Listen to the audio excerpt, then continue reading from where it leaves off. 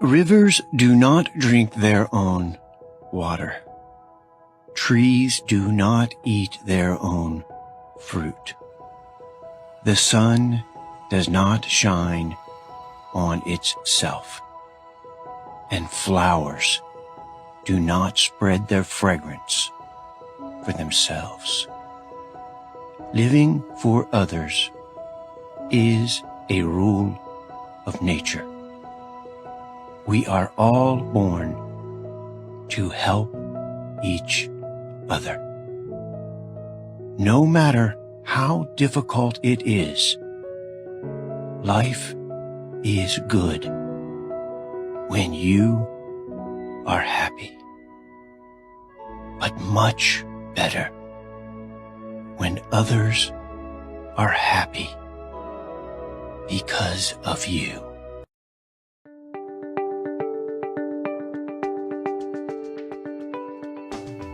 Conflicts in Africa take a lot of our time to resolve.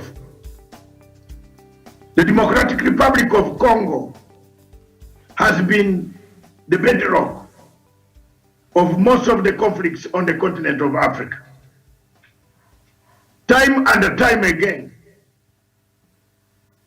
rebel forces, which number to about 123 different rebel formats, have inhabited Democratic Republic of Congo. As leaders of East African Community and African Union arrive in Nairobi to hammer out an agreement or to hammer out ways, to find ways which can bring peace in this region. There are three fundamental risks or factors that they should put in account. One, the questions they should ask: who funds these rebels? Two, who arms the rebels? Three, whose interests are these rebels fighting for? I believe those three questions or those three factors are very, very important and crucial if we want to find long-lasting peace to the conflict of Democratic Republic of Congo. Who funds the rebels? Who arms the rebels? Whose interests are the rebels fighting for? Fellow Africans, you can find answers for those questions or factors. But the most important thing are the rebels themselves. From time to time, they have been called for peace talks. Some sit on the table. They exactly know who funds them, who arms them, and whose interests they are fighting for. Believe me or not, these rebels, some of them don't even say who gives them their arms. A conflict, a sharp conflict like that of the DRC Congo, those involved in mediating it must find and stop the funders, those who arm the rebels, and who are the beneficiaries of the war. If you don't stop the three categories, we shall have meetings and meetings, but solutions will be less. So until the truth comes that the funders, those who arm, who fund, and whose interest the rebels are fighting for, if you don't find answers to those questions, the solution in Democratic Republic of Congo will remain elusive, as the war itself remains elusive. It cools down, it comes again, it cools down, it comes again. Fellow Africans, it is time for us to focus on the three elements of funders, those who arm, those who fund and whose interest are the rebels fighting for. I don't think we can go on wasting time, money to find the solutions, yet the solution is just amongst us. The leaders sitting down, those solutions are amongst in Nairobi, success. But as a peace and a conflict resolution expert, if I don't ask those questions, such a mediation I would not like to enter. If I'm not told who is arming who is funding who, and whose interest the rebels are fighting, I will not mediate such a conflict. But I wish Kenya and other countries, especially President Uhuru Kenyatta, good luck in this, because he has been a beacon of hope for most Africans in resolving some of these conflicts. He has already initiated the talks with the Ethiopian Tigray and the Ethiopian government. Your Excellency, I wish you good luck, but I pointed out those three factors. If you can look at them, you will find the answer. The answer lies there. Thank you very much, fellow Africans. That is as far the week that was and what we expect as.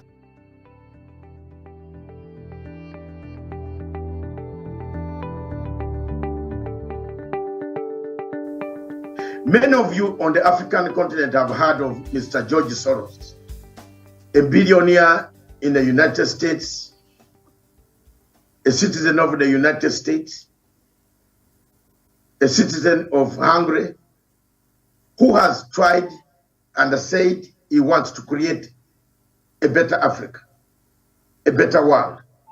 But is it a better Africa or a worse Africa for us? Why have we as Africans based our facts on handouts from people who call themselves philanthropic capitalists? Philanthropic capitalism is one of the worst and the dangerous access to finance, which kills Africa in the long run. Once you get this type of capitalism and finance, you are tied to the goals and aims of the people who are giving you this money. Is Africa going that route? Is our world changing towards a philanthropic receiver of money that has strings attached to? Most of the African countries, especially South Africa, where George Soros and Open Society Foundation have the wider network of operations, have indeed created us what we call philanthropic capitalism. But look at South Africa today. Instead of growing more crops, they have grown into agitation of the new changes, democracy in housing, new changes in electoral reforms. They have stabilized their electoral reforms. They don't fight after elections, but they don't grow food. The food that is grown is for the few people in South Africa. Is it time now for us in the Africa to think of policies that will generate us, get us out of poverty, instead of tying us on poverty, thinking we are better off on philanthropic capitalism? It is a disease that is growing, that every African leader or leaders in Africa, they intend to go to these countries. Every African leader goes to France, to India, and the big countries, to Britain, to America now on 14th of December. Every African leader will wear the best suit to be seen in Washington, D.C., to be given what they want from America. But the people giving you what they want, they always have their strings attached to what they have given you. They are not giving you for free. But let's look at a comparison of the Chinese who have come and built roads, which we see physically, the roads. Yes, there are debts on the roads. Africa will have to pay for this infrastructure. But mark you, the same countries today telling us not to build roads, not to eat roads, are the same countries that have benefited from the methods of building canals all the way from Atlantic Ocean up to an Atlantic Ocean. Canals that were built in America, the canals that were built in France, from Calais up to Paris. These canals help in the transportation of goods and irrigation of arable land in France for them to grow enough food.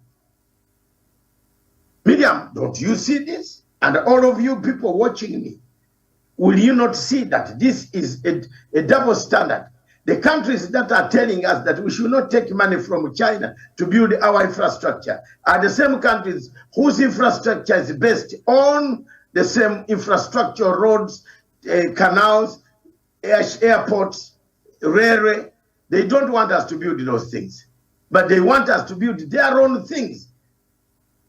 Yet they are back at their homes. They use them, and that has made them to easily transport manufactured goods out of Britain, manufactured goods out of France, manufactured goods out of America. It's time for us to stop philanthropic capitalism on the continent of Africa.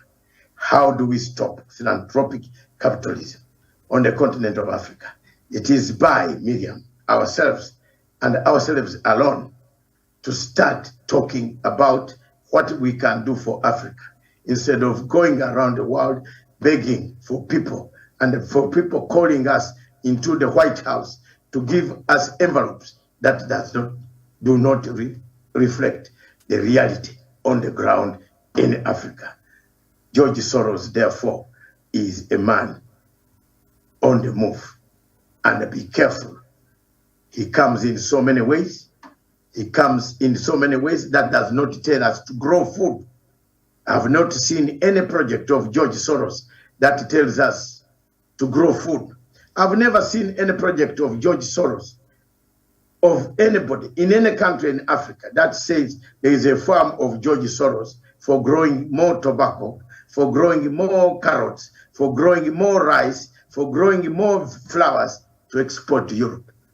I've only seen a project of demonstrations for making a better noise so that demonstrations can come and uprisings are pumped to destroy what Africa has built. I submit and land the mic.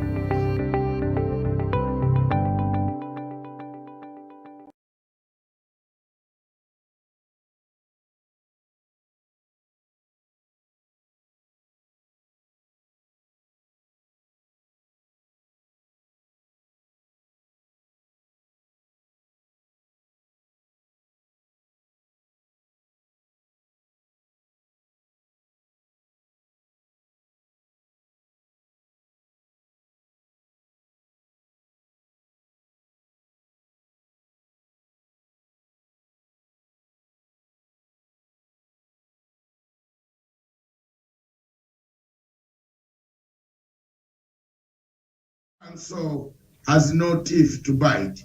It is only biting on African continent, but it can't bring down a permanent member who is on the Security Council to tell them stop the war in Ukraine. What a disaster. Is that the United Nations Security Council you want? With me today to joke around this topic, very fantastic topic. What Africa do you want, media? What Africa do you want? Ellis, don't tell me you don't have answers. Even if you are in primary 7, you will have answers. If someone asks you, what home do you want? What father do you want? What mother do you want? You want a mother who beats you up every day? You want a mother who is always carrying you on the back, running away from the war? You want a mother who stabs you from eating? What Africa do you want? This is what we want to discuss today, Wednesday, 1st February, the year of our Lord, 2023. I am Dr. David Matanga, right from the headquarters of United Kingdom in London. This is the show, the African Voice. And right in the headquarters of the African growing democracy, the only democracy that is vibrant, it grows It doesn't contract. It expands every day. Despite the difficulties, Kenya remains a stable country on the continent of Africa with a vibrant democracy, a vibrant reason as to why Africa must emulate their example in terms of democracy.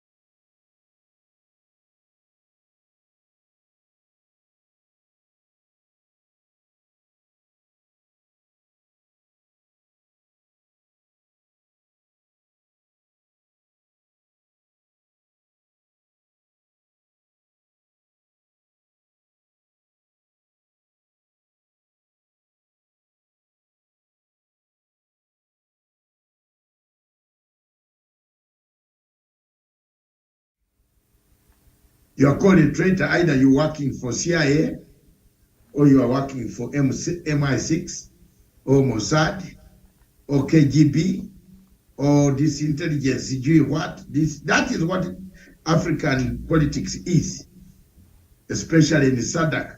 I was watching a television before I hand over the mic and the land to Miriam Ogotte. I've learned a new way of speaking, Miriam Ogotte, across in Kenya. I was watching a television station called South African Broadcasting Television. 60 people use one toilet and it has no water. Is that the Africa you want? 60 people use one toilet in settlement, what they call settlements, but it has no water for 1 week. Can you picture that? And I know you are going for your lunch, but you wouldn't like to picture that, but we shall talk about it. And this is what is happening. The Africa we want. At least my country, Uganda, the power, the water, Kenya, the power, the water is reaching the people where it matters. Is our Africa on a new footing? As we speak today, this morning, presidents of Kenya, Djibouti, Ethiopia, Somalia will be meeting in Mogadishu. I don't know whether the meeting has been postponed because I don't know whether Miriam has confirmed those reports. Are those confirmed reports? Yeah, they're meeting. The meeting is there, yes. Mm-hmm. But earlier on, there was something breaking news. Did you see that one? We did not want to become speculative until we prove. So until our researcher, who is on the desk in Nairobi and Mogadishu, we can tell us whether the meeting has taken place and whether there was any incident before the meeting took place. Good morning, Africa. And for me, from the studios in the commanding center in London, I'm Dr. David Matsanga. The rest is history. And I hand over the mic to the lady in control in Nairobi, Miriam Ogotte. Good morning, Miriam. And then you can introduce Mr. Ellipse Wanda, the son of Manchester United, a man of hope, a man of resilience. Oh my God, what happened to Africa? The tragedy of Africa is we never learn from where and why we are like this. Why did God create us black anyway? Miriam, why? Everybody has tried to read about Africa, but we have never asked one question. Why were we created black? Who is to answer this? No priest in Africa can tell us this. Bishop Owori, because some of these people speak to God. Talking about the Bishop Owori, the Pope is in Africa, in war zone. We shall have a very good morning today, and we shall be talking about so many things across the continent of Africa. Good morning from London to you, Miriam in Nairobi. Thank you very much. God bless you. The weather in London is improving. As we move towards a March, the spring will catch in, and most of our jackets will be removed off. Thank you very much. Good morning, Africa. Very well. Very good morning to you. Let's look at the newspaper headlines very quickly. The Daily Nation from Kenya, where 15 billion Kenya shillings graft tax cases hot air. That is the main headline. And then focus on service delivery. Uhuru tells Ruto as he mourns Magoha. The Standard newspaper, politics of tax, sacking the mighty. That story is on page 4. Uhuru jibe at Kenya Kwanza, we talked less but performed. You'll find that on page 10. Junior secondary kicks off amid anxiety. That is a story on page 8 on the Standard. The Star newspaper, Ruto allies demand tax audit of Kenyatta farms, Brookside, NCBA, NK, and Safaricom 5G deal among those they want to scrutinize. That you'll find on page 6. Ruto's grand plan to build 263 dams and to revive Aror and Kimorer. You'll find that on page 4 and 5. Gachagua can't kick Jubilee and Uhuru out of Mount Kenya, says Kioni. You'll find that on page 8. Now let's look at some other newspapers from across the continent. The Newsday from Zimbabwe. Polls are tricky. Belarus warns ED. The Herald, also from Zimbabwe. Belarus seal 8 agreements. And then the Daily News as well from Zimbabwe. Divided we fall, opposition told Moyo reiterates that only a coalition can defeat ZANU-PF. The Daily Monitor from Uganda, hospitals run out of essential drugs. And then just up there, euphoria in DRC as Pope Francis touches down. New vision from Uganda, 50 trillion Uganda shillings budget passed. Muhonzi camp backs Museveni for 2026. Okay, that's wonderful news, I guess, on page 6. The Nation from Nigeria, MFL. What did he say? Muhonzi's camp backs Museveni for 2026. That's wonderful. They are backing President Museveni for 2026. Yes, very, very well. The Nation from Nigeria. Excuse me? Yeah, anyway, if that is... So that is why I am going to the African Union. But so the president said he was not standing. Well, he changed his mind. I guess he's just going to stay there until... as long as they support me on the African Union front, that's okay. I will give them time. I think let me do work in Africa, in African Union. Let's change the African Union, and that in the days to come, Miriam, thank you. Wanda and I will sit down to do our manifesto, my manifesto. And Miriam, I need your contribution to the manifesto. I need your 1 shilling, 2 shillings, 3 shillings to my kitty. I'm telling you, there is only one person I want to shame in this Africa. When my votes are counted, there is one woman I want to shame in this continent of Africa. And that is all I want. And I pray to God, you give me all the Almighty, all the strength. I reach there. The Africa we want, the change of AU, the AU I want, I will be there. But I bet 1 year alone, everybody will fear Africa. Okay. Let me finish. Because, Miriam, you need only to do administrative arrangement and say, excuse me, we want every country to bring its budget to us. We have a finance committee. Let's look at all your budgets. What are the needs? Which country needs help? Do you know that African countries can borrow from each other? There are multi-millionaires in Africa who can lend some African countries without us going to the IMF. But because we don't have trust in AU, these are some of the proposals. Wanda, don't shake the head. These are the things I want you to note it down. Then we bring a manifesto that will be convincing. And then we go for oratory, delivery.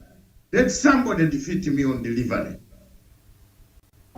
I will get all the notes and you'll be proud of me, Miriam. You will see me there. I will be reaching 70. That is the pinnacle. That is the time to get this thing. Yes. Yes. I will now allow my hair to grow white hair completely.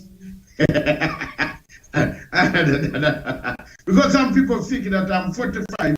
That's why I will stand along with all my children and my grandchildren in that photograph that I will send around to the whole world that this is me and I'm seeking to change Africa.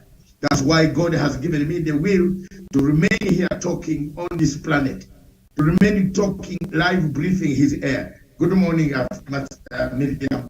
Back to you. I interrupted you. He says he wants to start again. Are we all right? Are we no more? Let's go on. Okay. The nation from Nigeria, Emefiele Banks, that is the central bank governor of Nigeria, and he has been going through very turbulent times there. So the nation, Emefiele Banks to blame for scarcity of new Naira notes, and then just some up there, Nigeria needs a thinker, not a tinker. Okay. The Punch, also from Nigeria, EFCC to raid Lagos, Kaduna, Port Harcourt currency hawkers. They're hawking the currency. Even they had to extend the time because nobody's bringing back the money to exchange with the new notes, and the initial deadline that was given has already elapsed, and I think the government added another 10 days. The Citizen from Tanzania, DPP's office caught in corruption maze. The Office of the Director of Public Prosecution has come under scrutiny after the president revealed that billions of shillings collected in plea bargaining agreements were missing, with some of the money traced to offshore accounts. Tanzania is going through some very interesting times, and President Suluhu has been firing and hiring and trying to clean up. Corruption has become a problem there in Tanzania. So that is what we have, and some of the newspapers are from across the continent of Africa. Back to you, Doc. Thank you very much, Miriam, from the continent of Africa. Here we are.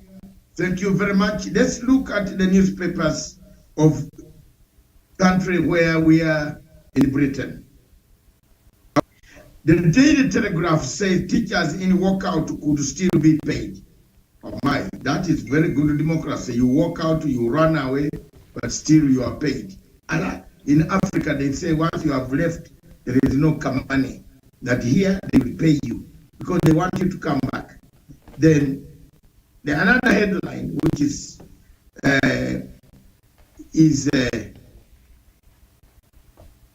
Kagan, one, I think is half of the food in everyday diet added to risk of cancer. So what food can we eat, Miriam?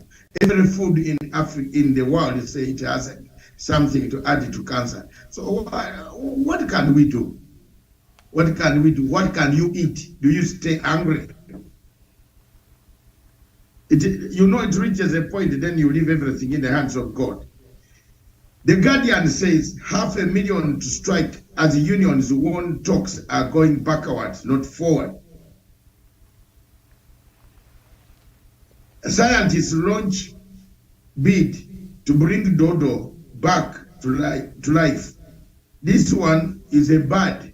You know, you see countries that are developed are even using money on animals. They help an animal to come back. They help an animal that has fallen, that is sick. They can even make money, pay money. See, for us in Africa, we are still paying money for a trip to India.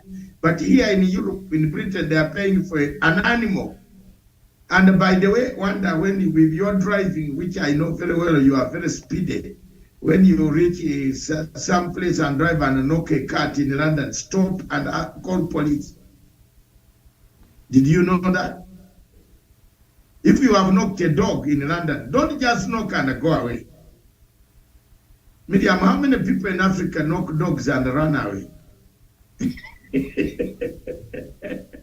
But there, you knock a dog by mistake, you have to park your car on the side, even help it, call ambulance to take it to... What time shall we reach that democracy?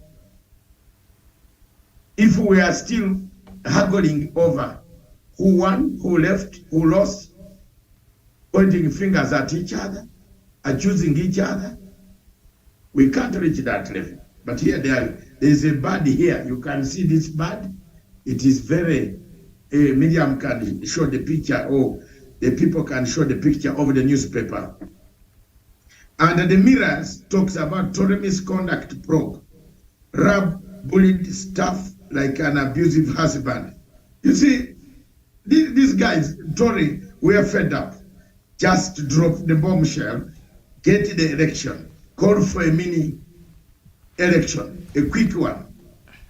We shall defeat them. They go back to the backbenchers and be in opposition.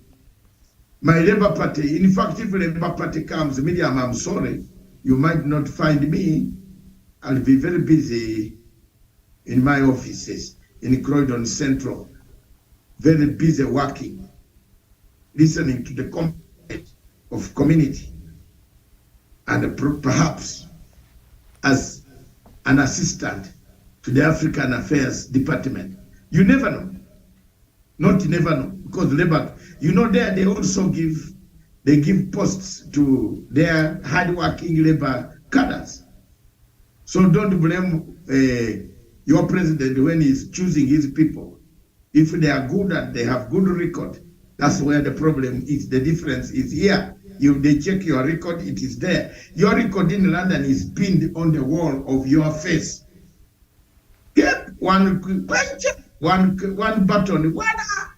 The same hapa, you went and made a short call on the road. You have bad manners. Yes, some people stand on the road even in London. Some Africans are very funny, but very funny. Medium, they cause us terrible manners. In fact, we came and spoiled this place here. This place, people could even take you to hospital. You get the point? But nowadays, I don't think you can be taken to hospital, William. You die on your own. Thank you very much. That is you can read that Guardian if you have some extra. This man bullies the staff, like the chairperson of African Union, who was bullying, whose office was bullying staff and asking for exchange of jobs. So this man bullies the staff. Deputy Prime Minister runs left workers feeling suicide. Civil servants tell inquiry. If a Deputy Prime Minister is just bullying you, and he looks like a bully, look at his face. You know, his face is like a bully. We can tell faces. Some of us who have studied morphology, it's called morphology, the study of images, creation, nose, the mouth, the height, the smile, morphology. Daily Express says strategic staggering 16.7 rise in food prices. What? Don't talk here. We are in trouble here, man. Mama, tuko kwa shida. Shida. Hakuna kitu kibaya duniani kama shida. Ijakuwe mtu kama hata mrefu, hata mfupi. Kila siku shida. Faka siku ya mwisho. This shida is not only in Kenya, Miriam, it is everywhere. The people who don't understand Swahili, I was singing, there is nowhere where there is no hardship. Hardship is everywhere. For Swahili listeners. The Daily Mail, which is our last paper, Miriam, as you swing us into the Africa we want. Cynical walkout that betrays our children. Again, teachers are walking out. A missing dog walker's girl just want their mommy home. Oh my God. Come home, please. Come home. Rudi nyumbani. come home. That brings us to the end of our British newspapers, and we embark on the subject of today. Good morning, the subject, the Africa we want. And let me take this opportunity, if there are any breaking news, Miriam, that you have found that side about the meeting in Somalia, Mogadishu, your department down there should have given you a wire. Talk to me. Thank you. Back to you. I land the mic. All right.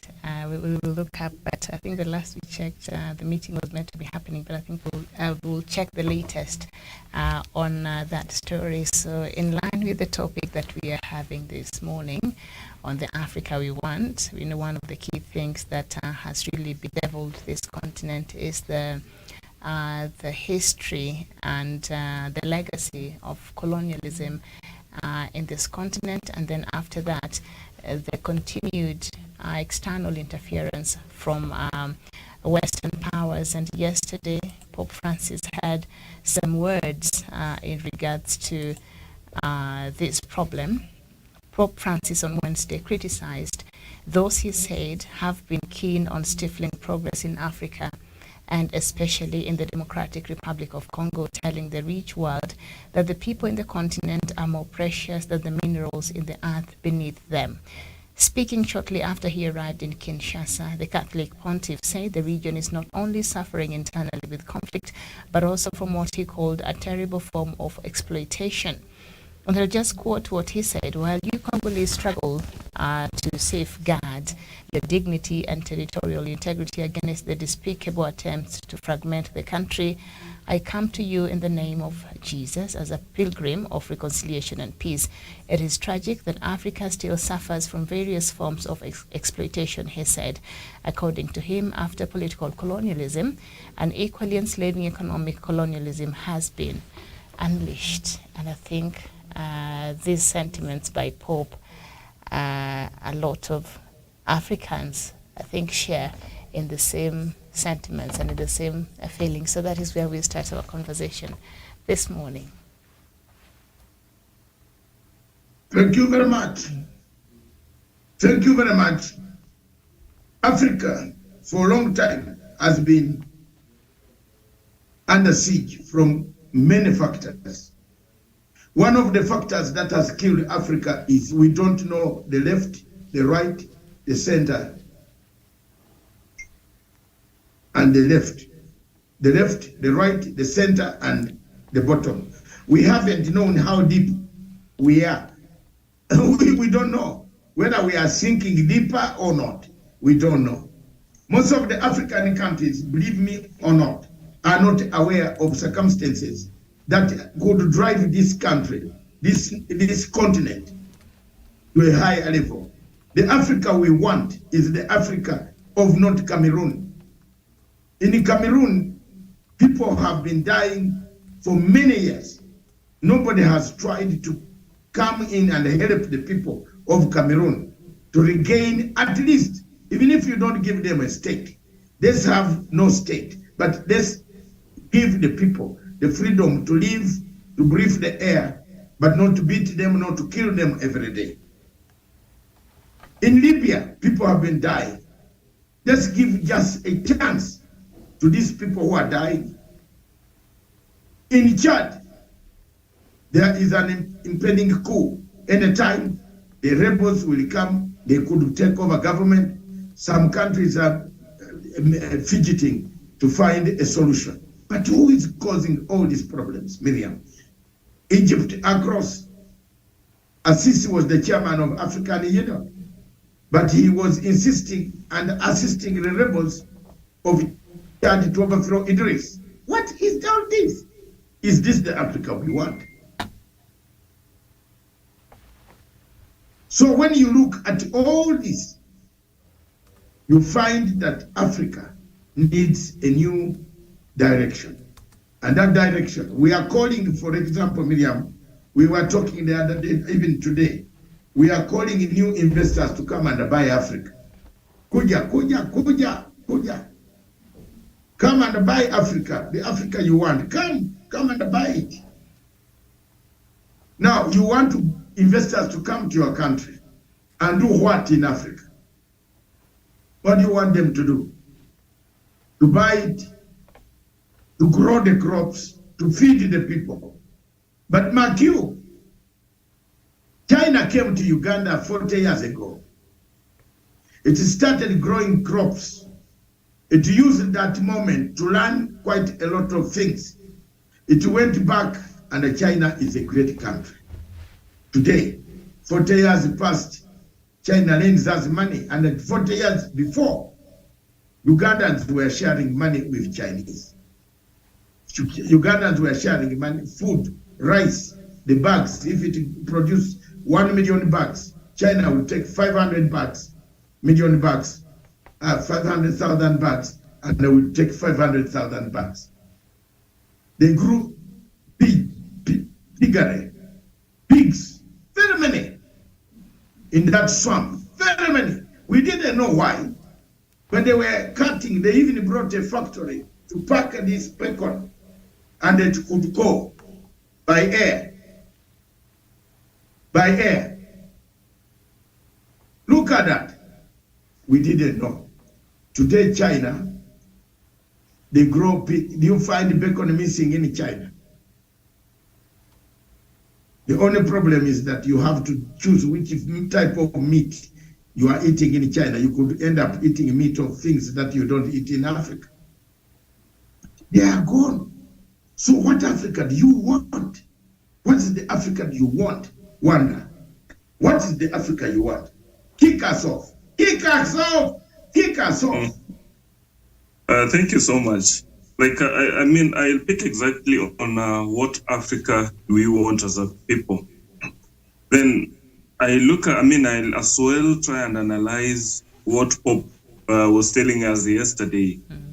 That Pope ended up telling us in DRC that Africa is not a terrain. In this case, he was addressing the rest of the world. Africa is not a terrain. Africa is not a mine where you just go and mine. Therefore, from that statement alone, I'll pick from it the Africa that we want.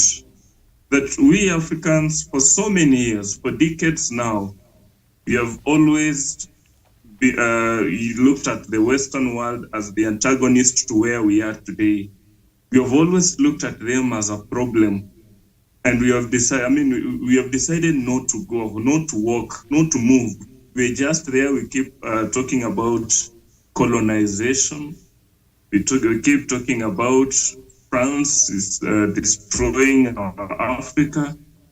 And when you listen to Pope, he tells us that it's time that you now become protagonist of your own destiny. And it is very true. The Africa that I wish, or the Africa that I want as a person, is a protagonist Africa, not a lamenting Africa, because lamentations will not move us from the ditch that we are in it. It will not get us from this mud that we are in it. And that if we become protagonists of our own destiny, then we will define our own elections. Because one of the things that ails us as Africa is the elections. That any other time we have elections, we fight each other. Any other time we have elections, that's when we get to realize that our tribes are even different. Therefore, if we now become protagonists and define the Africa that we want, then we will craft our own democracy where the opposition will lose and are okay with it, and equally the new regime will win free and fairly, in the sense that nobody will complain of the outcome. But as of now, the continent that we are having when it comes to elections, very expensive. The outcome at times are not free, fair, and verifiable. Therefore, that's not the Africa that we will all want. If I'm told we want to choose leaders, then I wish that we have an Africa that will have a sitting, then come up with an African way of choosing their leaders. If it is a democracy, then refine that democracy in the sense that those that are taking part in it, the candidates, we look at we look at elections as a political game or a game of interest, with an interest that you want to get a chance to go and offer solutions, not even a chance to get in and promote corruption, promote looting, and make the lives of people even miserable, or further promote leaning probably on the Eastern world, where Africa's riches are now, or Africa is now turned as a mine to what Pope was telling us, or Africa is now turned as a terrain where you come, farm, and get whatever that you want. The other thing in an Africa that I look at corruption. We have gone ahead and defined corruption as cancer in our continent. That we have a problem with our economy. We have a problem in financing in our national budgets. We even go ahead to exaggerate our budgets.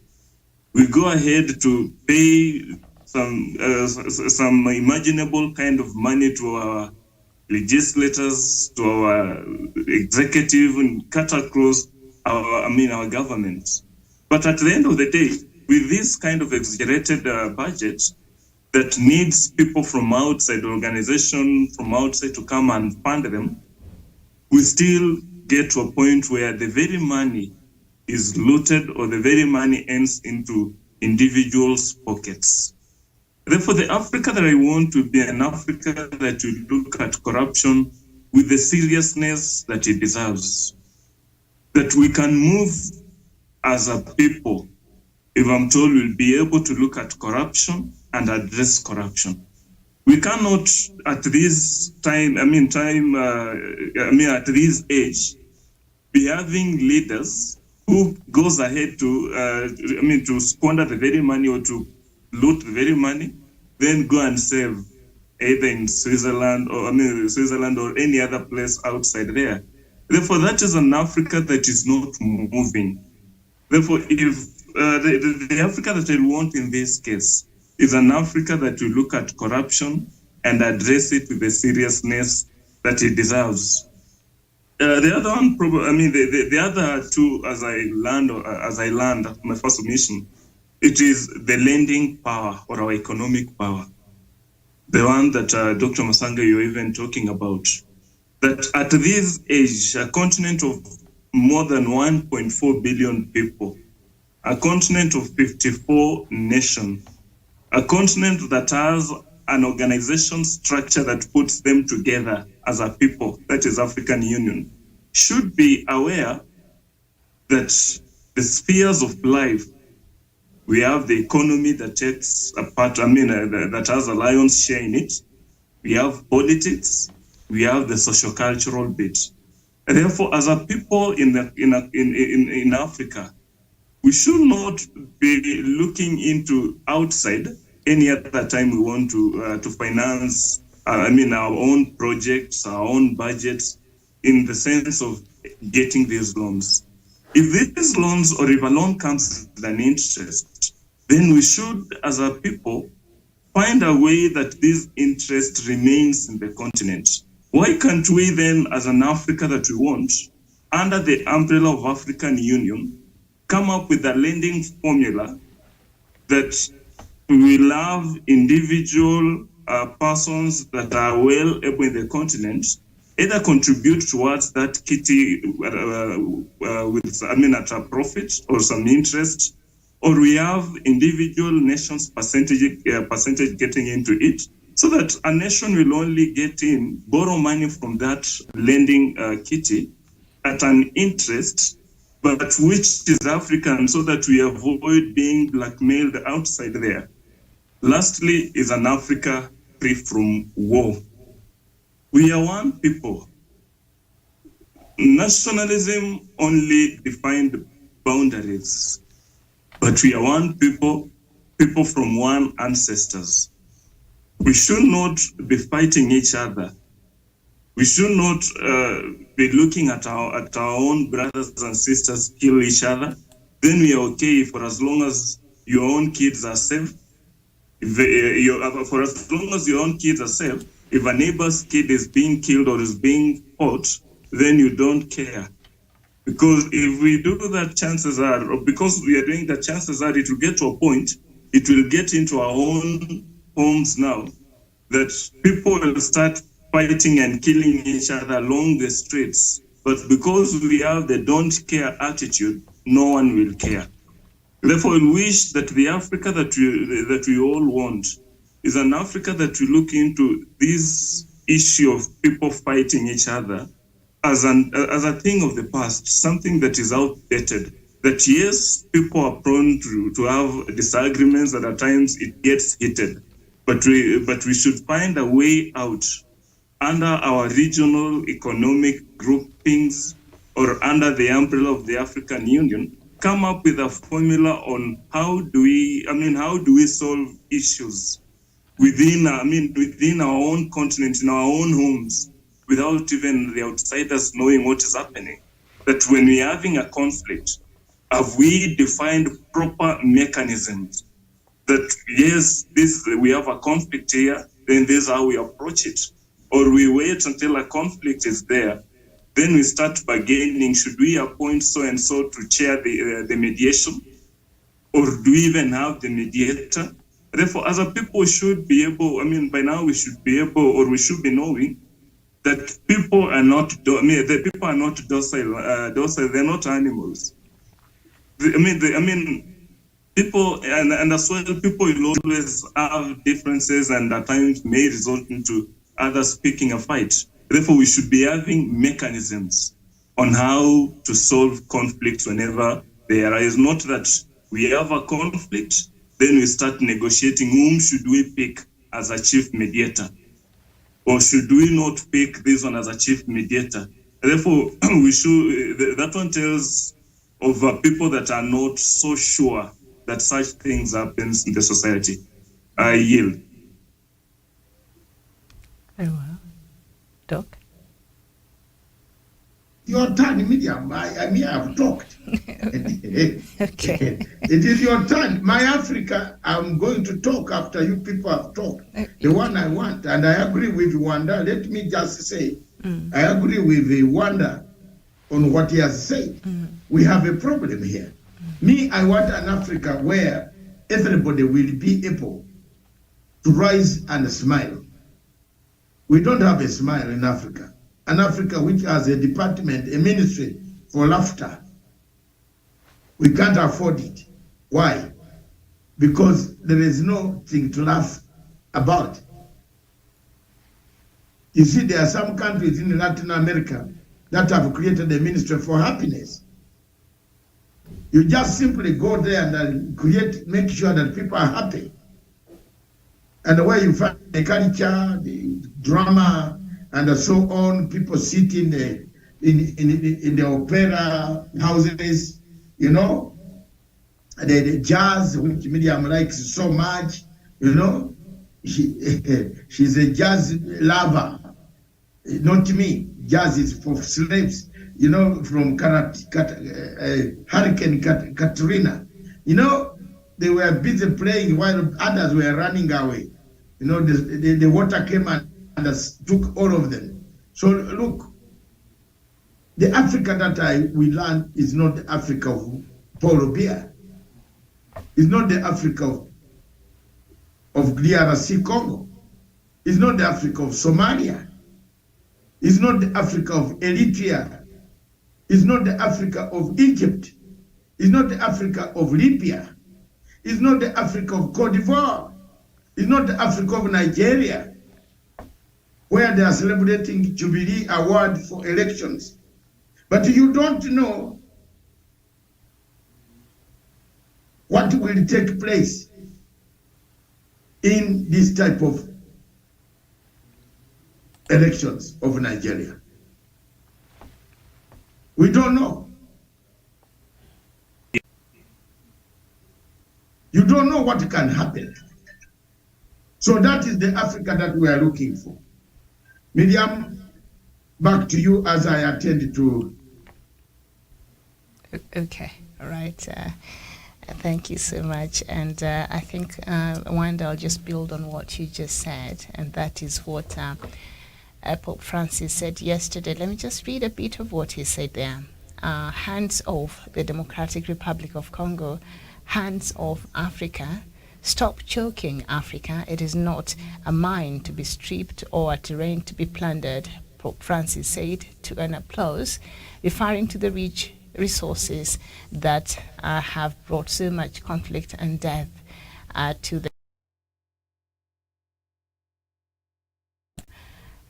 he said, well, you Congolese struggle to safeguard your dignity and territorial integrity against despicable attempts to fragment the country. He says it is tragic that Africa still suffers from various forms of exploitation.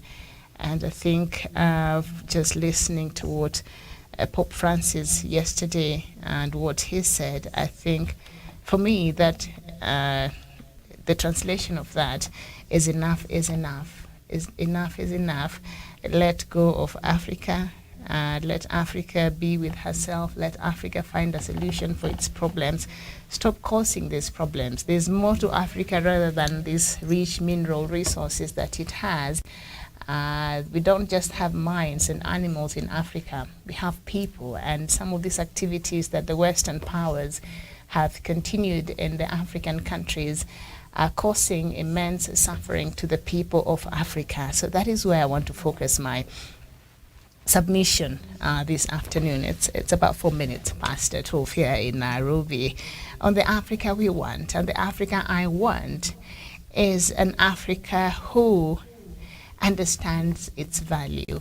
It's an Africa which has placed a premium on its own people. It's an Africa that understands that any solution to its problem can only come genuinely from Africa itself. An Africa that will look out and look after its own self. That is the kind of Africa I want.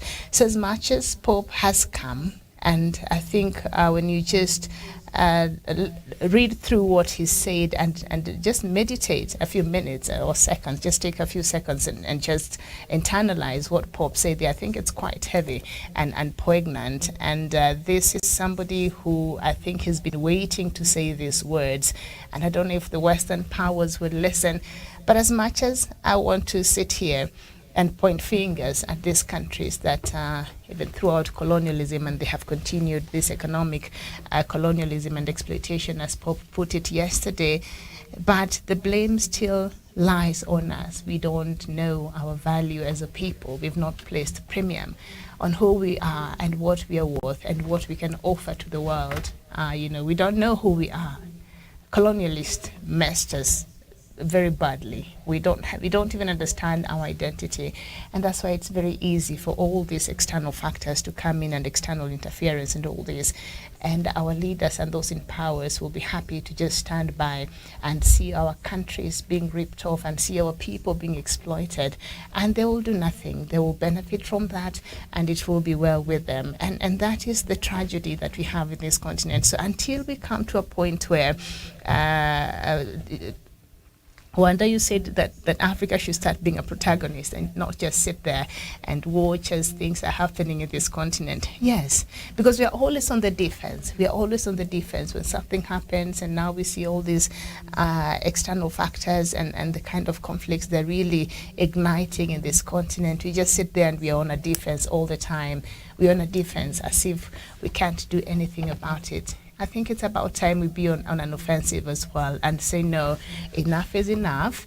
Yes, we are going to restructure this code of conduct, and we're going to restructure these terms and conditions of operations and relationships between us and you.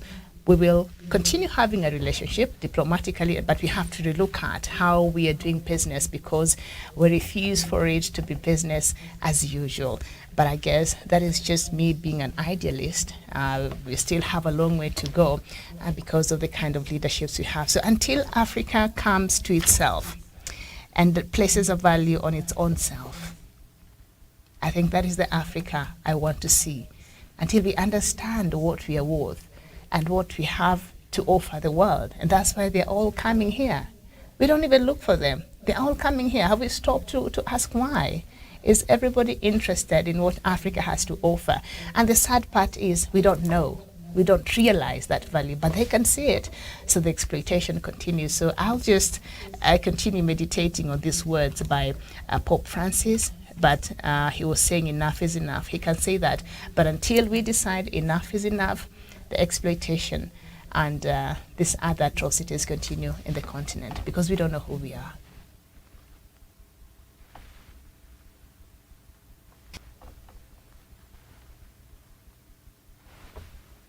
You're muted. Let me, for you, you are saying, Wanda was wrong to say is a protagonist. No. I was just supporting that point. You are supporting Wanda. Me, I cannot support any of you. Some of your suggestions are very good. But my friend, why don't we scrutinize ourselves? Who are we? Isn't that what I've said? No, I was not listening maybe. Who are we? Are we not the problem ourselves? The word that you keep on saying, which we keep on repeating, mindset. What is our mindset in Africa? What do we want to do? People will come to pray for us. The Pope is going to kiss more people, legs. And at this time, he might kiss some other parts. I don't know which part, the ribs or the... I don't know. You know, but as soon as we leave, and as soon as the Pope goes, people go to the armory and they remove the... they remove the guns. You see, Miriam?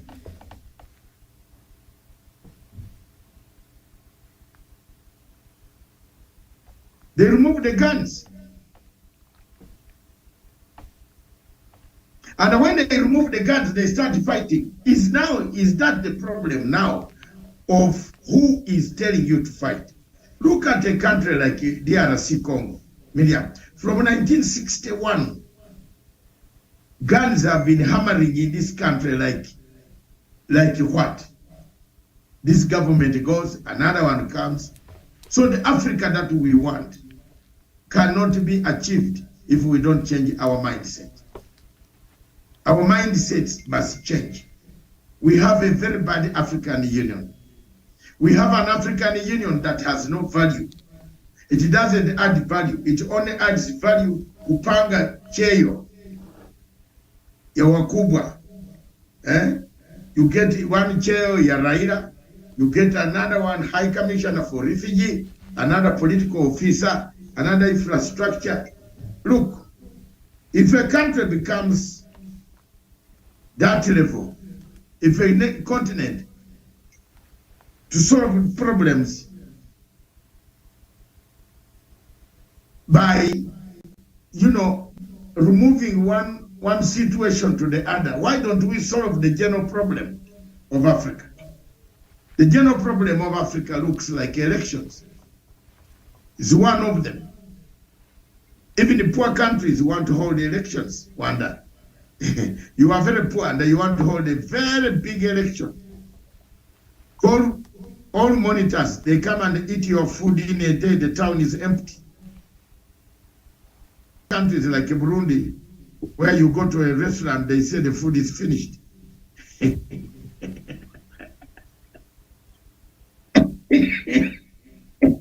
Medium have trouble in Africa. And it is and it is lunch time. And they tell you they are cooking more. You come now at 3 to start eating. So if you are really hungry, how will you eat? We don't have enough food, but you have gone there as an election observer. In a hotel, 5-star hotel, you call for food. They say it will take, they are preparing new food. So excuse me, didn't we know that there will be a number of guests that will have 2,000 in a hotel or 200? Why are you telling me that I have to plan my stomach to eat at 4? Is that the Africa you want? Then why do you hold an election? There's a country that does not have even an airport, but it also it hosts a very huge conference where over 2,000 or 4,000 delegates will pour in town. Now, excuse me, to the extent that some planes don't even stay there. It becomes more expensive for a journey. The plane drops you 45 minutes, it goes. But I'm not blaming. In fact, that I can retract that because I was in Scotland for COP26. Edinburgh in Scotland had the same problem. And this is in the developed world. So I have withdrawn that one. You know, the plane could drop you and they don't stay. They come to park in Stansted or Heathrow Airport. Then they are called to come and pick the heads of state. It's because every head of state of Africa arrived with his limousine, the Sky Limousine, you know, Sky Limousine is called the plane limousine. Then you with the flag, Uganda. Woo! We are there. All of us were there. So the Africa we want is an Africa. For example, an Africa where you know Miriam is corrupt or Matsanga is corrupt, or you know Wanda is corrupt, then you say Wanda has been appointed in charge of Kenya Commercial Bank or Africa Commercial Bank. Then he said, what? He said, don't worry. The other case was very different, and I'm already, it finished. I'm now a clean man. How shall we know that you will not start stealing when you see the money? Because that time you saw the money was sweet, you stole. So, Miriam, in a nutshell, the Africa we want is the Africa that has avenues for the future generation. Let me bring in another aspect. What about the AU you want? Let's look at that. Wanda, what type of AU you want? African Union, chairperson. What type of person you want in that place? You want a person who surrenders sovereignty of Africa to other states? He is in Russia. He is in Ukraine. We are sucked into a war which is not our war. Tomorrow we are told we have to move this way to Jerusalem. Another time we are told we have to do this one. But that Israel has come to ask for membership. Another one said expel Polisario Front. You've seen a motion now being gathered to expel Polisario Front from African Union. Have you seen that motion? Miriam, have you seen the motion? It is going around. Yeah, they want to expel Polisario Front. Morocco has sponsored, paid people money and the countries to vote to expel Polisario from the Africa. And someone went to reason to say, yes, Morocco is correct because it has its national integrity has been undermined by Polisario. So what about Morocco that has undermined the national integrity of Western Sahara? You see? So that is the type of life that we are looking for. The African Union you want. Wanda, take a look. But it's ironical that today Morocco is sponsoring a motion to have another nation suspended from AU. The very Morocco that wrote its own letter to say, to not to associate itself with the same AU. So the body that you never wanted, today you want now another person not to be involved in it.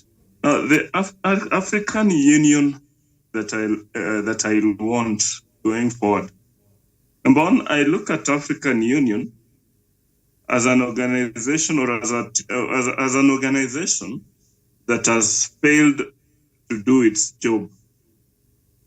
African Union, with the word union, the unification. The unification in this case is it is a unification of Africa, in the sense that African Union should help African nations to behave as one. In as much as they are different nations, but the role of African Union is to help African nation to behave as one, despite the fact, or regardless of the fact that they are different nations and they are supposed to do their things differently. But I fail to find an African Union that now comes in and help Africans realize that they are one and stop fighting each other. I fail to understand why African Union was even finding it very hard to help Ethiopia-Tigray conflict come to an end. I find it very hard when African Union is unable to promote its own African court in Arusha. Therefore, all these, the challenges that African Union is facing is only based on the kind of leadership or the way we get leaders in that, to represent or to be in the very offices of African Union. It is so funny that we get leaders on ceremonial basis. The ceremonial in the sense that we will get them on rotational basis. We have 8 Africa economic communities. Communities. We have the East Africa. We have the ECOWAS, the SADC, and all those. That instead of getting qualified persons, we just do it rotational. Then, and as we do it rotational, we tend to look into the political leadership as well, and just pick a person and plant them there to chair this union, to lead in various departments. And therefore, the African Union that I want is an African Union that will look into how leadership should, how they should get leaders to fill the very offices. Instead of getting a national, then they should get a Pan-African. A person who will look at Africa as one, not a person who is looking at Africa, but is going there with a mindset of Morocco, the mindset of Ghanaian, the mindset of Nigeria, the mindset of South Africa. Therefore, to me, I always find it so funny that we get this person without a manifesto of what they will do to Africa. But we're only getting this person because they come from a certain region or because they're African. Therefore, I wish that the African Union leadership start looking into the Pan-Africanism so that we don't just get any other person, but we scrutinize the manifestos of these people. But at this rate, we should be having the leadership looking into branding the African product or branding Africa. When Pope comes in and tells, comes in, looks at DRC Congo, looks at Africans, then feels pity, develops the empathy in him, and tells the rest of the world, Africa is not a mine. Africa is not a terrain. Then what is the African Union leadership doing? Why should Pope come in and tell us what AU is not telling us? Or ask the rest of the world not to interfere with Africa or destroy Africa, whereas our own leadership is just there. Therefore, number one, I want an African Union that will be very strict with the kind of leadership that we get there. Let us forget about the regional ceremonious thing that we get people in those offices. Africa is a big continent, a very important continent. It should not be a ceremony, offices that are just ceremonious. African Union should be, the leadership should be sitting knowing they need to be very smart, very, very smart, because we are dealing with two different ideologies. Whereas they stand for an ideology that is communism, our nation stands for ideologies that are more of capitalism. Therefore, they should be very smart to convince these capitalist minds within the nation to embrace other Africans, then in their own capitalist mind, be able to do business together, be able to open up to each other, and be able to grow as a people. But as we sit, as for now, the leadership has failed, and it's based on how we get leaders. One should not be coming, a person is only interested in growing their nations, then you give this person the mandate to grow the continent. This person never has to grow the continent. He only has to grow his own nation. So let him grow, or let her grow the nation, but let the Pan-African grow the African. Dr. Masanga. Thank you very much, my dear brother. For you, qualities of African Union chairperson are in that line. You are very right. You have scored a few ticks, tick, tick, tick. What would you think, Miriam, of if Nyerere woke up today and looked at what is happening to our continent? What would Nyerere say? Doc, just allow me before I get to what Nyerere would say. First of all, he'll be very disappointed. I think it's just as simple as that. But I want to fundamentally disagree with the submission, large parts of it that Wesonga has just put forth, because I was following very keenly on these characteristics and what is wrong and how we can perhaps be Pan-Africans and all that. And maybe we'll have a better African Union. African Union is a reflection of who we are. African Union leadership is a reflection of the leaders we have in this continent. And what are the characteristics of the leadership we have in Africa? Corruption, ineptness, poor governance, undemocratic practices. I don't see a lot of Pan-Africans and all of that. So African Union is a total sum of all these ills we see in the different countries that make up the African Union. African Union does not exist in isolation. It is a composition collectively of who we are. Now let's look at the EU and how it operates and the values that drives EU, because it is a collective sum of all the countries that make up the European Union. So if one country decided to do something that was against the values that they stand for, like Russia did, you'll not even sit there. They will get you out of that union as quickly as they can, because they stand for something, they believe in certain things. So if you want to be a part of that union, then you must. It is an obligation that you must follow the ideals and the values that holds EU together. So African Union is also held by values that makes up African Union, and these values are drawn from our different countries. That sums up what African Union is. Unfortunately, there perhaps values that are not in the best light.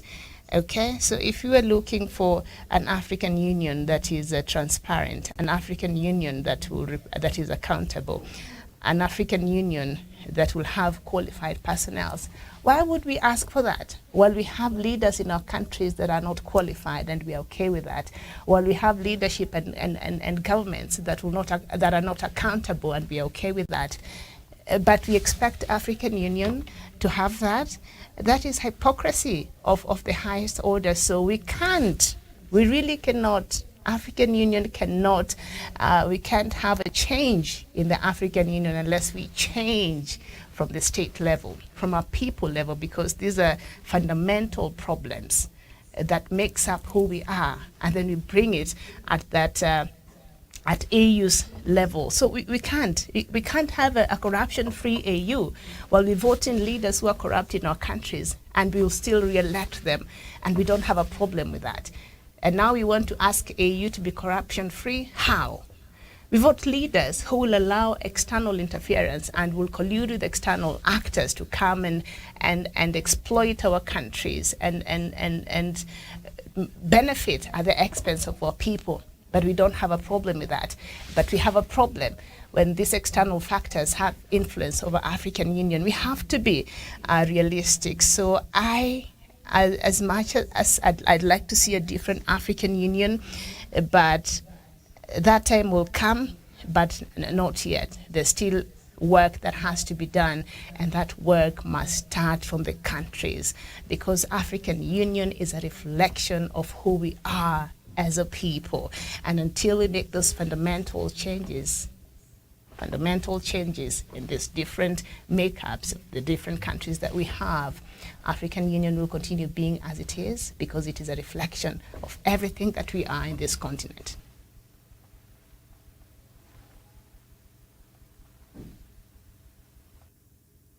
Yami's position, Wanda,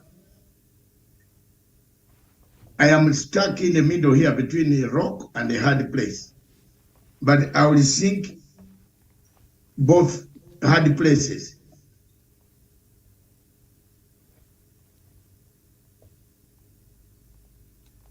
Is it the leadership which is wrong? The charter which is wrong? Or the leaders that we elect that are wrong? Because, Miriam, if you look at the Charter of African Union, which says non-interference into the matters of internal matters of the sister states, UN can interfere. The UN can come in and say, we want you to be collected. European Union can interfere and say, no, you cannot charge people in Paris a different tariff, then charge people in Norway a different tariff, isn't it? So is it our charter that we formed that is making us bleed? My sister, it is. So we need a review, a total review of the AU charter. Instead of the AU having a charter that collects leaders to experiment their perfumes on each other, photo session. Let's have an AU that collects leaders to point fingers of trigger, where the triggers of military coups are going to come from. We can't have a charter that gives us military coups and allow them to happen, then condemn them. What is the rationale?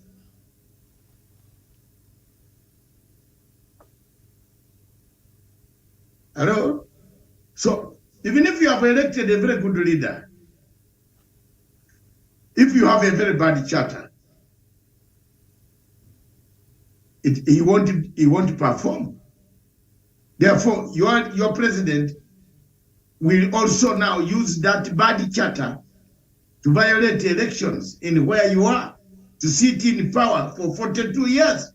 Nobody is coming to him to say, if you pass your term limit, you must step out. If your constitution says you must get out of that place, have you got out of that place?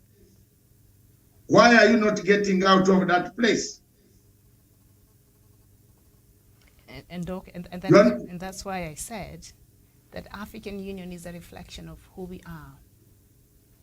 It reflects who we are. It is the sum total of us in this continent. Its values are packed on the not us.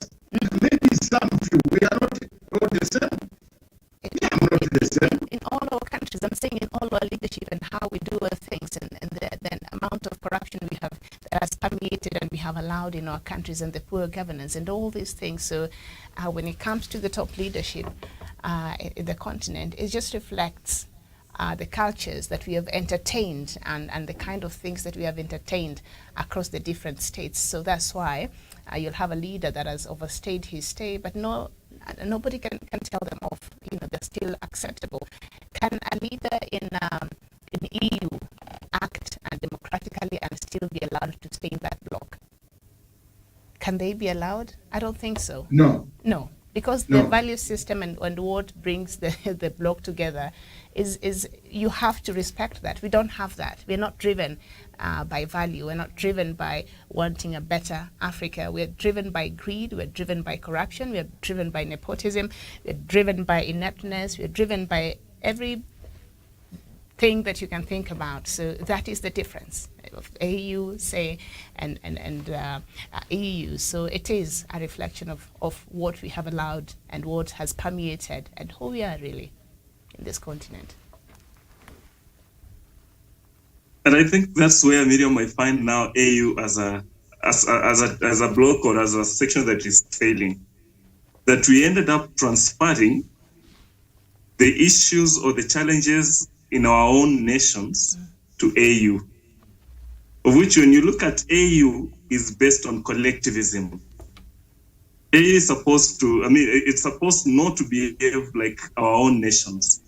But the structure of AU has allowed us to pick to pick our own issues that in our own nations.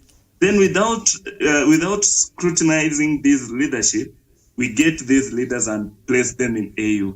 And therefore, we end up now creating AU that behaves like an African nation instead of AU that is collectivism. No, but it can't be collectivism. It has to reflect who we are. We can't demand eggs from a cow. A cow can only give milk. No, but these are two different things. A nation was based on capitalism. AU was based on collectivism. So why did we go ahead and allow capitalism to overpower collectivism in AU? Because that's what is happening. When you look at what is happening, you are not putting it in the right way. You are putting it in the right way, but you are not making Miriam and I understand exactly what you want to say. This is what I'm trying to say. Let me try and reframe or reversion it. African Union is not supposed to behave like our own nations. Why? It is a reflection of our own nations. It is not supposed to behave that way because it was built of different ideology. The ideology that defines African Union based on the word union is collectivism. Therefore, this collectivism is being overpowered by individualism. That's where and that's the whole thing, the problem that we're having. That the true reflection of us in AU is the problem itself. The reflection of AU should only be the collectivism of us, not based on our individual characters, but the collectivism that wants to iron out our differences as individuals. But now, the AU is not looking into ironing out our differences as individuals. It's picking our differences and put them together and call it African Union. So, and therefore, it becomes a union of differences. And that's why AU has been unable to sort out the conflicts in Africa. Because we will get Tshisekedi and place him in the leadership of African Union. We'll get Kagame and place him in the African Union leadership. We have picked two differences and placed them together. Then we want them now to to collectively become a union and address the issues that we have in our differences. And that's where I feel like if the blueprint of African Union defined collectivism and only went for Pan-Africanists that will now come and address the collectivism and not individualism, then we'll get it right. Oh, okay. I would split Rwanda's unionism into two. The first strand is collectiveness. I agree on that one, that the collective approach has been overpowered by individualism. Is that the way you agree with me on that? That as much as we are united as African Union, there is one individual you have vested interest in who has turned an organization into personalized asset and used it, that whatever I say is what those guys will follow. Yet down there is collectiveness, decision making before we arrive. Take an example of Israel being admitted as an observer team. The decision was made by the AU chairperson. It did not go well with some member states. They said, where is our collectivism? We are supposed to sing with one voice, but you took a decision, then told us later on. Take an example of elections of Democratic Republic of Congo. The AU person took an initiative to write a letter to tell other AU member states not to attend the swearing-in ceremony. So whose direction was he, and on whose instructions was he making the decision? Was it made on AU collective decision that elections of Tshisekedi, who later on became the chairperson of the same organization? You see, Miriam, that is where the trouble is. So it is not who you are, but it is who is on top, who has changed who we are. Are we getting there? And that person says, it is the charter, not me. That is escapism. We're escaping responsibility. It's the charter. Now, the leaders, why I come on Miriam's side, concur with her, that she has a point. The leaders who made the charter have not taken the responsibility to change the charter because they protect.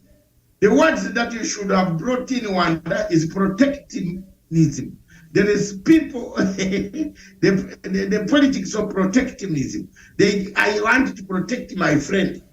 If I condemn Miriam, she will open up skeletons that say, what about your place which has got no toilet? What about your place which has got a coup? What about you? You are beating people. You are arresting people on the streets and dumping them in the rivers. What about you? You get my point? So this is where we are. The Africa that we want to change, the Africa we want must have a very modified approach in dealing with changing the charter. The AU chairperson we need is the man who can change the charter such that the charter does not wait for a military coup to occur, then condemn and suspend. The charter should blow the whistle or raise the red flag. They do, Doc, they do have the AU peace and security architecture. They do have that one. That one does not even feature anywhere. They have. Can the AU and Kenya? Could Kenya tell us that there was a Queen Mali coming? Mm-hmm. So I think it's just the implementation that is a problem, but they do have all that captured in the AU peace and security architecture, where they have all maybe about 4 or 5 that makes up this. Do they have a trigger mechanism? Yes, they do. Crisis trigger mechanism. Yes, yeah. And where is it used? Yeah, that's why I'm saying the it's not because, and we'll just go back to what I said there earlier. It's not because we don't have the the laws in place. It is the implementation. So if AU cannot even implement its own charter and implement its own belief system, then since we've been talking so much about these isms that Wanda has introduced, there's something called constructivism. And constructivism is an ideology. It's constructive engagement. Constructive. There is something you must add when you talk about constructivism. You must say positive constructivism. I'm not talking about that constructivism. I'm not talking about that. It's not that. This is in international relations, which suggests that the systems and how we are. It is the same medium. No, it's not. Like the makeup of. Let me listen to you. The 5 major theories in international relations. So constructivism, the belief that drives this kind of thinking is that the system is a construct of the society. So if AU, how it is operating, has been a construct by the leadership and the people and the interests that we've heard in the past, but we could still have a different kind of construct. If we want to change, then we have to now become structuralist and change the foundations of AU and we look at this charter and say, is this serving this continent? What is contained in the AU charter? What is being implemented? What is being implemented? What is there that is not perhaps alive to the spirit of who we are right now, and how can we change it? So constructivism believes that things are the way they are because of the social construct that we have. It has been like that, so we have subconsciously accepted that this is how things are. So we have subconsciously in the continent accepted that this is how AU operates. AU is dead. There's nothing we can do about it. Whereas we can look at the same AU and say, fine, this is where we are. Things are not working. Now, can we construct a different AU that we want that can function to serve us as a people? So let me ask you one question. When AU reaches a stage of saying, can we construct what had happened before? Then we have to sit down and look at it, what it is. No. Answered. What had happened to reach a stage of constructive? Because there are things this that... new, this new theory, which I know very well. Wait, Miriam, I know constructivism, which is very clear. But there are 2 types of constructivism. One is positive, one is negative. For example, where we have reached now, the AU is in a negative constructivism. It is in a constructive negative 0. It needs a positive neutrality construct. You try to go there and say, this one where we have been going is nil. We have failed. Let's shift it to construct another thinking somewhere and bring in a new era.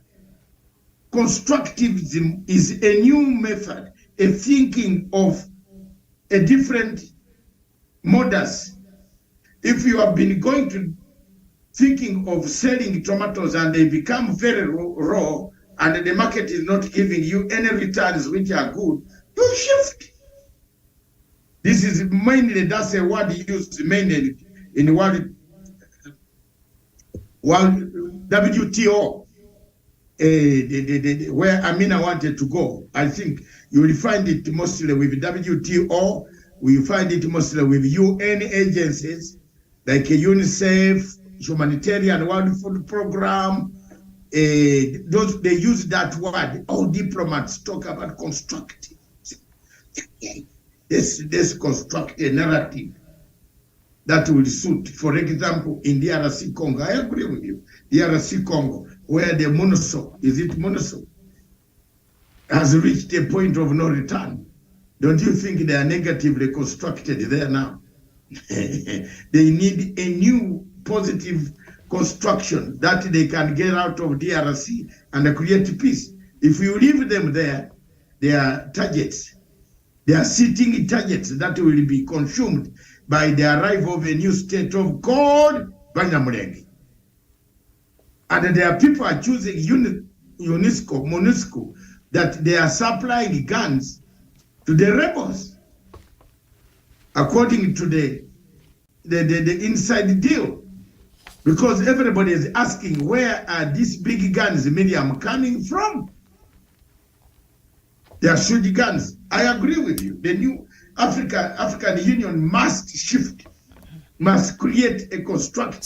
So we have to construct a different kind of the African Union we want. A narrative, yes. We have to do that. There you are. I think we have learned something new: protectivism, and then collectivism, then structuralism also. Constructuralism. You just don't sit in a car and just say, okay, this car can take me from point A to B. A person will look at this car and say, how does this engine work? The chassis, the steering wheel, the wheels, everything that makes this car work. That's what a structuralist will look at. So we have to look at the whole organs, the whole also looking at something. Yes. So that's what AU Miriam, means. it means a total overhaul. It is a house, it is soul searching. So AU needs a complete overhaul, in short. That one I agree. Wanda, with that one, and on construct that note, on that and construct new norms. Thank you very much, Miriam. A new constructive note, a new collective. The collectiveness has collapsed. That one. And a new word has arrived. Doc, you can't demand eggs from a cow. Yeah, you can only get milk from a cow. Neither can you grow mangoes on from orange an apple tree. tree. So we can't expect AU to be corruption-free while we entertain corruption in our countries. It is these norms and beliefs and behaviors and value systems in the different countries that sums up what African Union is. Sindio Wanda, are we in agreement? I have to go now. We wish you good luck in your exam. Thank you. Yeah. Thank you very much, viewers. That was the Matanga Africa, Punchline Africa TV with the show, The African Voice. Have we talked something, some sense? If we have, yes. Tonight, at 9:15 East African time, we shall have Matanga Space, Twitter Space. We shall be looking at Pope Francis. Pope Francis' visit to DRC, Congo, and Africa in general. Can it bring peace? Can it bring some semblance of peace after his departure? Will the guns be silent?